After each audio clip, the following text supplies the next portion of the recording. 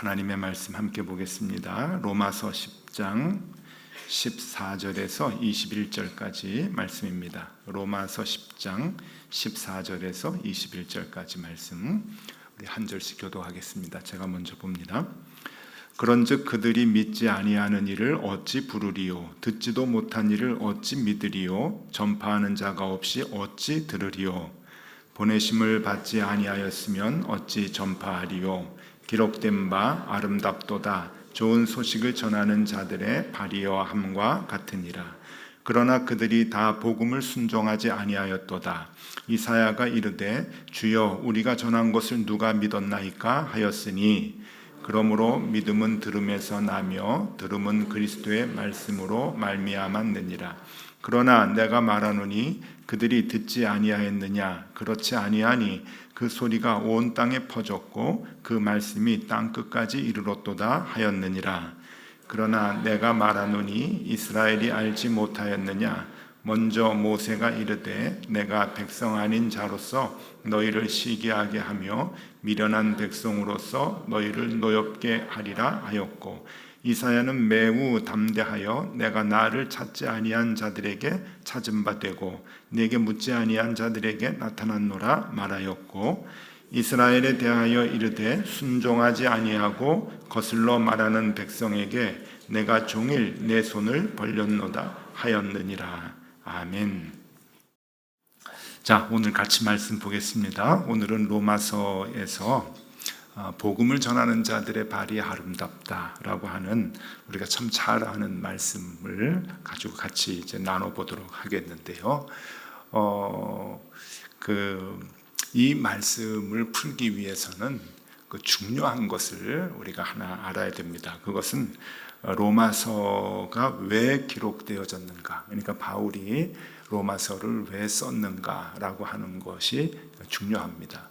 아이고 목사님, 그냥 로마에 있는 교인들에게 썼겠죠, 그게 로마서 아닙니까? 라고 생각할 수 있는데, 근데 여기에는 아주 중요한 의미가 있습니다.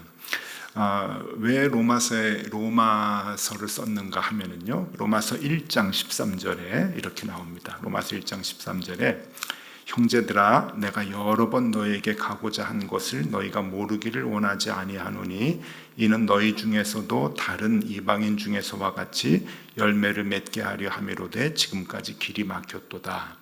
그러니까 로마로 가고 싶어한 마음이 컸어요. 근데 길이 막혀서 지금 못 가고 있다. 빨리 가고 싶다라고 하는 간절함이 있는데, 이유가 뭔가 하면은 1장 15절에 이렇게 나옵니다. 그러므로 나는 할 수 있는 대로 로마에 있는 너희에게도 복음 전하기를 원하노라. 그러니까 내가 너에게 가고 싶은 이유는 복음 전하기 위해서다. 복음을 전하고 싶어서 너에게 그렇게 가고 싶어 하는 거다라고 하는 것을 분명히 밝혀주고 있어요. 자, 로마서는 로마 교회에 이제 그 편지를 쓰는 건데, 왜 교회에 복음을 전하고 싶어 했을까 하는 게 이제 우리가 풀어야 되는 거죠. 로마 교회가 이제 막 세워진 신생교회인가? 근데 그렇지 않습니다. 로마 교회는 아주 견고했고 오래됐고, 그리고 교인들이 많았던 그런 그 교회였거든요. 그런데 그런 교회에 복음을 전한다고 하는 것이 조금 이해가 가지 않습니다. 한번 보면은요, 로마 교회가 언제 세워졌는가라고 하는 것이 이제 굉장히 중요한데, 로마의 유대인과 로마 교회에 대한 설명을 조금 드리면, 여러분 이 역사적인 이야기인데 이게 중요합니다. 로마의 유대인들이 어떻게 유입이 돼서 살기 시작을 했는가 하면은요, 폼페이우스라고 하는 그 장군이 군대를 이끌고 가가지고 이스라엘 예루살렘 중심으로 이제 그 점령을 해서 유대인들을 로마로 강제로 이주시킵니다. 그러니까 로마가 아무래도 그 노예들이 많아야 되니까 그 시스템이 종들이 이제 움직이는 노동력을 이제 가져야 되는 그런 그 나라 구조이기 때문에 이제 유대인들을 강제 이주시켰는데 4만 명을 이주를 시킵니다. 이건 역사적인 이제 그 사실이에요. 4만 명인데 그게 BC 63년도 이제 일이에요. 이 이제 강제 이주를 하고 난 다음에 그 다음에 지금 이 로마서를 기록한 시점은 초대교회 시점이잖아요. 그러니까 시기가 이제 많이 지났습니다. 시대가 이제 많이 지났는데 뭐 80년, 90년 이렇게 이제 시기가 지나고 나니까 세대가 많이 바뀌잖아요. 그러면서 유대인들이 이제 종의 신분에서 자유인의 신분 된 사람들이 굉장히 이제 많이 이제 생겨나는 겁니다. 그래서 자유인이 된 사람들이 유대교를 계속 믿고 그 유대교 절기를 지키는 거예요. 그래서 유대교 절기를 이제 지킬 때 율법에 따라서 예루살렘을 방문하게 됩니다. 그래서 그 유월절 같은 경우에 예루살렘의 전 그 지중해 주변에 있는 흩어져 있는 유대인들이 전체가 이제 그 예루살렘으로 방문을 하게 되는데, 그때 그 율법에 따라서 로마에 있는 유대인들이 예루살렘에 이제 방문하게 되는 거예요. 그랬을 때 우리가 잘 알듯이 사도행전에 보면은 베드로가 그 유월절에 몰려든 그 유대인들 앞에서 그 설교를 하죠. 사도행전 보면 설교를 했을 때 5천 명씩 회개하고 막 그런 역사가 일어났잖아요. 그래서 베드로의 설교를 듣고 유대인들이 이제 회심을 하고 난 뒤에 회심한 그 유대인들이 로마로 돌아가서 교회를 세웁니다. 유대교를 이제 버리고 이제 교회를 세우게 되는데, 사도행전 2장 10절에 이렇게 나와요. 사도행전 2장 10절 보면은 부르기아와 밤빌리아, 애굽과 및 구레네에 가까운 리비아 여러 지방에 사는 사람들과 로마로부터 온 나그네 곧 유대인과 유대교에 들어온 사람들과, 이렇게 나와요. 그러니까 예루살렘에 모인 사람들이 어떤 사람들이냐 하는 것을 설명을 할 때 로마에서 온 유대인들이 있어요. 많은 유대인들이 로마에서 이제 왔는데 이들이 베드로의 설교를 듣고 이제 회심을 하게 되는 거죠. 자, 그 다음에 로마서의 기록 시기와 로마 교회에 대한 것을 또 이제 우리가 생각을 해봐야 되는데, 로마서의 기록 시기가 언제쯤으로 추정되는가 하면은 AD 58년도로 추정이 돼요.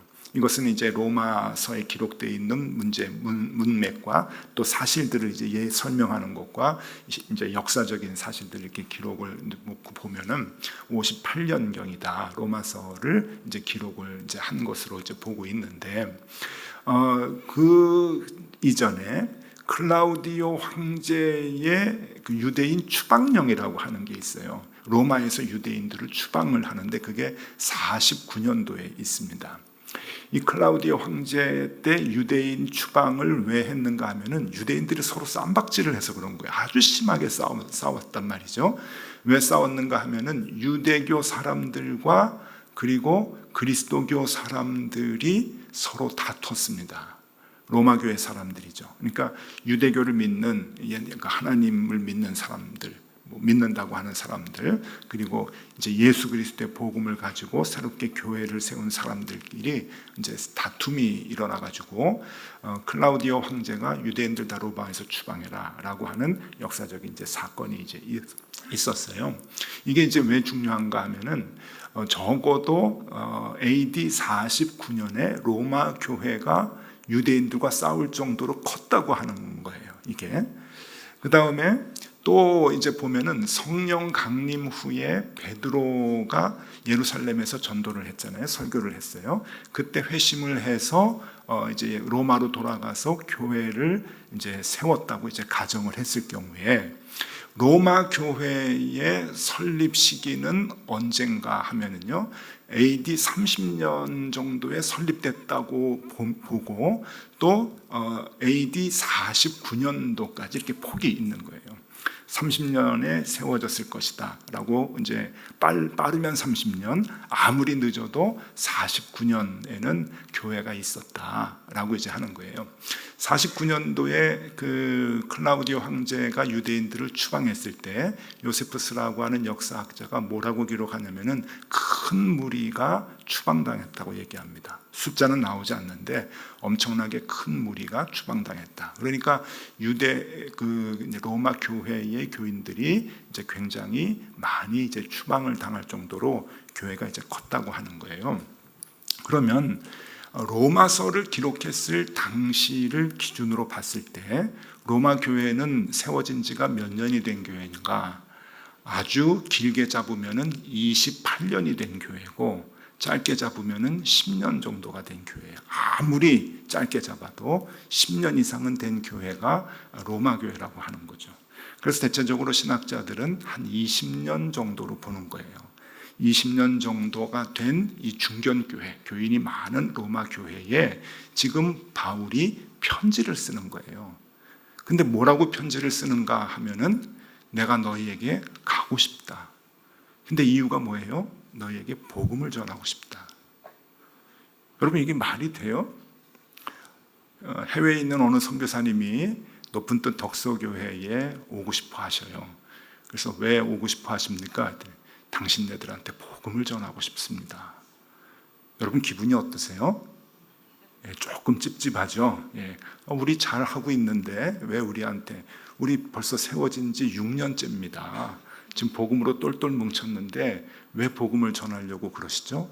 당신들에게 복음이 없습니다. 그러면 이게 헐 그러는 거예요. 그죠?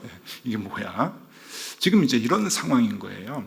지금 그 로마 교회는요, 여러분, 유대교를 강조하고 유대교를 믿으라고 하는 사람들하고 로마에서 막 갈등을 느끼고 싸움을 할 정도로 이제 큰 교회가 됐어요. 그리고 힘 있는 교회가 됐고 예수 그리스도의 복음으로 살려고 애를 쓰는 그런 그 이제 교회라고 자부심을 갖고 있는데, 그 교회에 지금 바울은 내가 가고 싶다. 왜 오세요?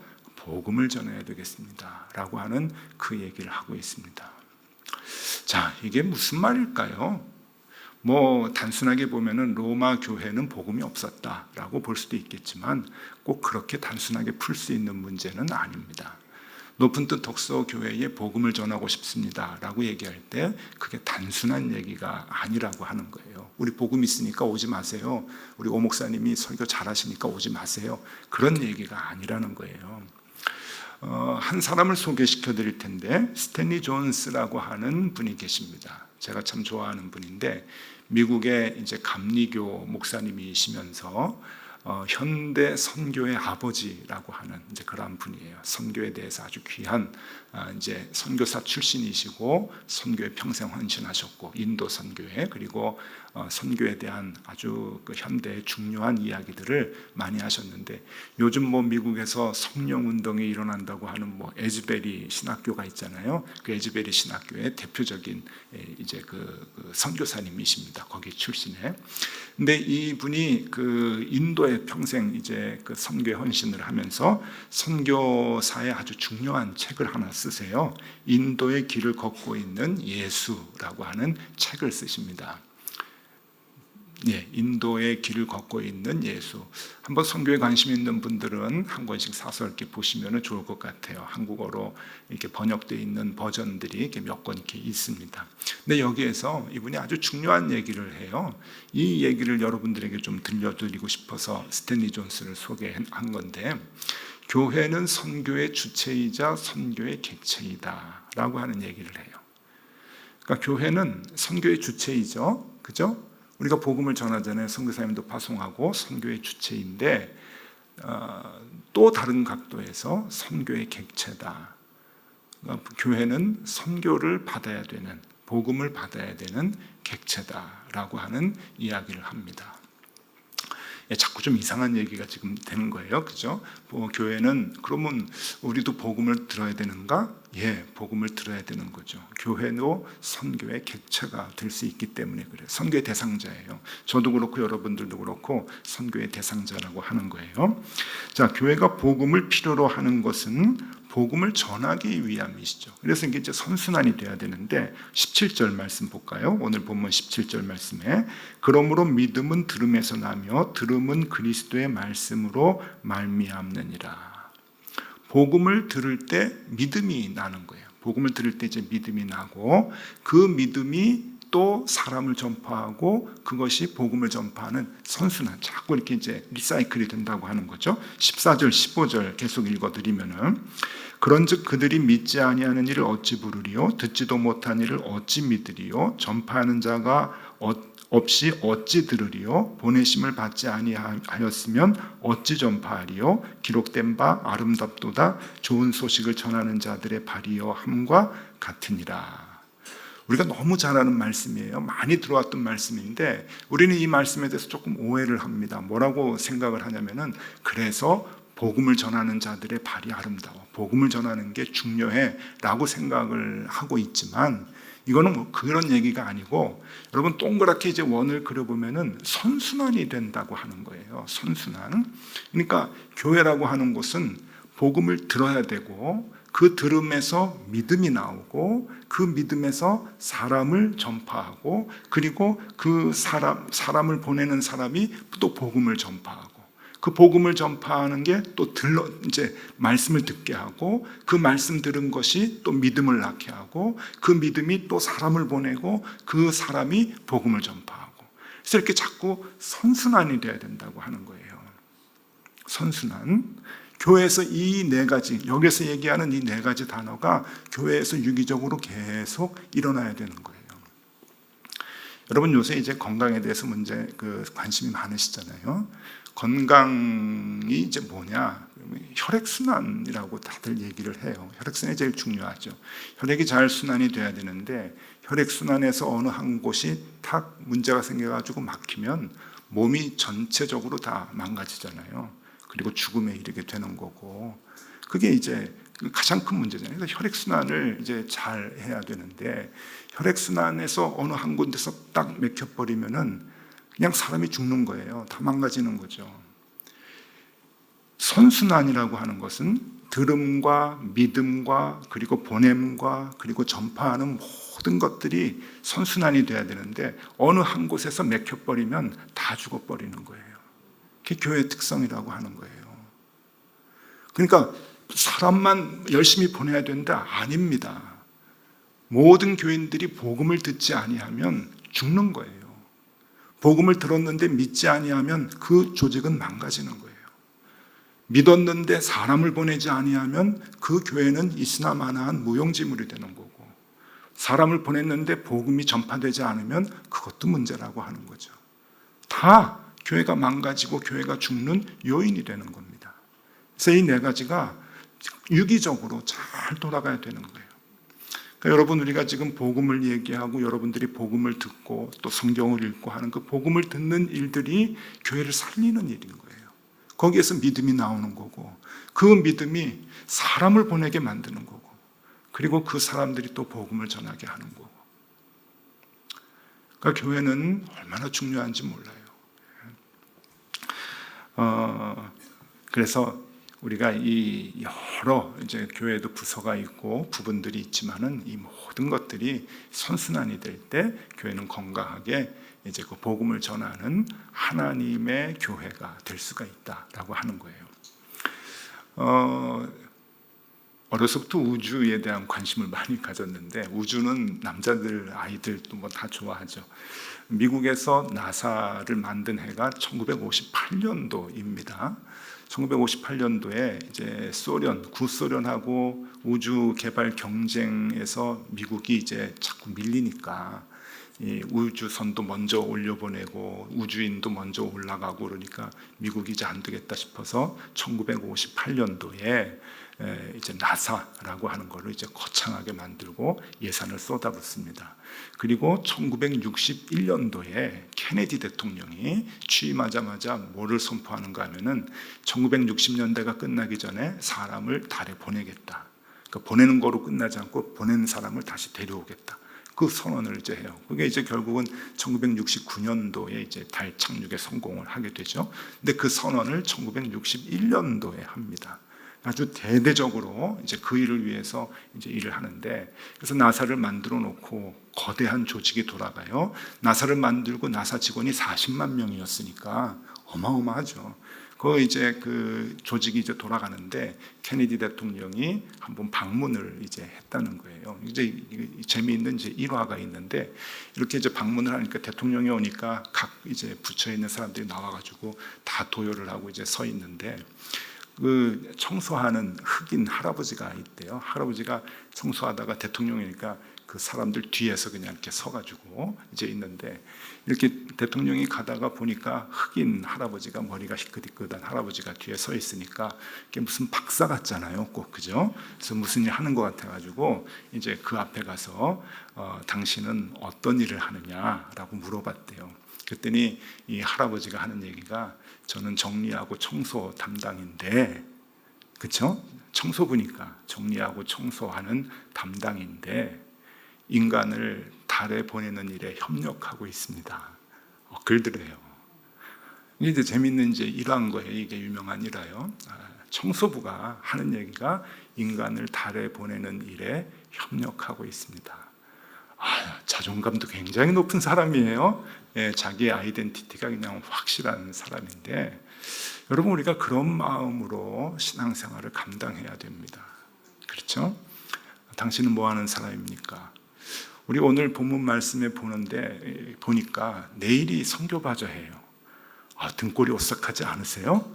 선교바자회 하는데 우리 물건을 기증한 분도 계시고, 또 물건을 또 이렇게 잘 정리해서 판매하려는 분도 계시고, 또 물건을 이제 내일 사려고 하는 분도 계시고, 예. 그리고 생명책 들고 누가 물건을 사나 기록하는 오대식 목사도 있고 그렇게 이제 여러 가지 역할을 이제 하게 되는데, 당신 뭐 해요? 예, 물건 좀 기증했어요. 그게 아니죠. 당신 뭐 했어요? 예, 복음을 전하는 일에 지금 협력하고 있습니다. 그거죠. 물건을 내는 사람이나 정리하는 사람이나 또 준비하는 사람, 그리고 물건을 사주는 사람, 모두가 다 복음을 전하는 일에 내가 협력하고 있습니다. 우리가 그 마음을 가지고 신앙생활을 해야 되는 거예요. 교회 공동체를 만들어 나가야 되는 거죠. 고등부 선생님들이 찬양을 했습니다. 뭐 하세요? 예, 우리 말씀꾸러기 애들 맨날 성경 공부 좀 가르치고 그렇습니다. 예, 그런 얘기도 맞는 말이겠지만 복음이 전파되는 일에 지금 협력하고 있습니다. 일조를 하고 있습니다. 교회가 선순환을 하고 이 한마디 한마디에 복음이 끊어지지 않도록, 그러니까 사람으로 얘기하면 피가 한쪽에서 맥히지 않도록 건강한 교회를 만들고 복음이 전파될 수 있도록 우리가 유기적인 역할을 각각의 구석에서 하는 거예요. 목사는 목사의 역할로, 집사님은 집사님의 역할로, 학생들은 학생들의 역할로 그 일을 할 때, 여러분, 교회가 건강하게 복음이 전파되고, 복음이 전파되는 교회를 교회가 끝까지, 하나님이 끝까지 사용하시는 겁니다. 사용. 오늘 우리가 시간이 없어가지고 다 뒤에까지 얘기 못하지만, 로마 교회는 결국 이 복음에 대해서 맥히는 부분들이 많았어요. 혈이 맥히는 거예요. 그래서 교회는 결국 망가지고 역사상 사라지고 맙니다. 그것을 사도 바울이 지금 안타깝게 얘기하고 있는 거죠. 너희가 그 복음을 받아들이지 않았다. 복음을 듣지 않았다. 저는 높은 뜻 덕서교회가 주님 오시는 그날까지 존재했으면 좋겠습니다. 존재한다고 하는 것은 아직 복음을 전하는 힘이 있다는 거고, 복음을 전할 수 있는 기회가 아직도 있다고 하는 거예요. 이 땅에 교회가 있다고 하는 것은 그 기회가 아직도 있다고 하는 교회죠. 우리 교회를 하나님께서 많이 사용하시면 좋겠고, 하나님께서 기쁘게 사용하시면 좋겠습니다. 복음 전하기 위해서 주님 오시는 그날까지 힘써 애쓰는 우리 교회가 되면 참 좋겠습니다. 하나님께서 오늘 여러분들에게 물어보십니다. 내일 선교바자회 때 뭐 할 거야? 네?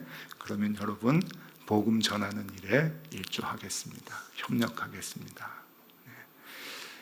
제가 지난주에 너무 요란하게 믿지 않기라고 설교를 했는데 조금 교회가 요란해지긴 했어요. 요란해지긴 했는데 복음 전하는데 요란해도 괜찮습니다. 조금 요란하고 좀 시끄러워도 우리가 이 행사를 통해서 우리 선교지에 있는 사람들에게 복음이 전해지는 일에 조금이라도 보탬이 된다고 한다면 하나님이 제일 기뻐하시는 일이죠.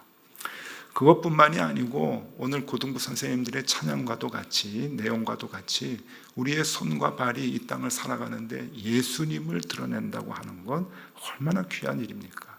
그게 선교죠. 그렇게 살아가는 삶을 우리가 사모해야 되는데, 시편 84편 10절 말씀 이제 보면은요, 시편 84편 10절 말씀, 이 말씀 읽고 이제 말씀 마치겠는데 우리 같이 한번 읽어볼까요? 주의 궁정에서의 한 날이 다른 곳에서의 첫날보다 나은즉 악인의 장막에 사는 것보다 내 하나님 성전 문지기로 있는 것이 좋사오니. 우리가 잘 아는 내용이죠. 이게 무슨 얘기인가요? 조금 확대해서 해석하면 복음을 위해서 사는 하루가 나는 좋습니다. 세상 근심에 쌓여서 세상 일에 관심을 갖고 사는 첫날보다 하나님의 일을 하면서 사는 하루가 좋습니다. 그게 더 귀합니다 라고 하는 건데, 여러분 우리 주님 앞에 서는 그날까지 이 고백하면 좋겠습니다. 내 생명 다하는 날까지 주의 복음을 위해서 하루하루 살겠습니다. 내 몸과 정신은 자꾸 쇠약해지지만 주님 힘주시는 그날까지 내가 주의 복음을 위해서 살겠습니다. 우리 그 고백하면서 주님을 위한 삶 계속 힘차게 살아나가면 좋겠습니다. 다시 선교의 불을 지피는 귀한 날 되실 수 있기를 바랍니다.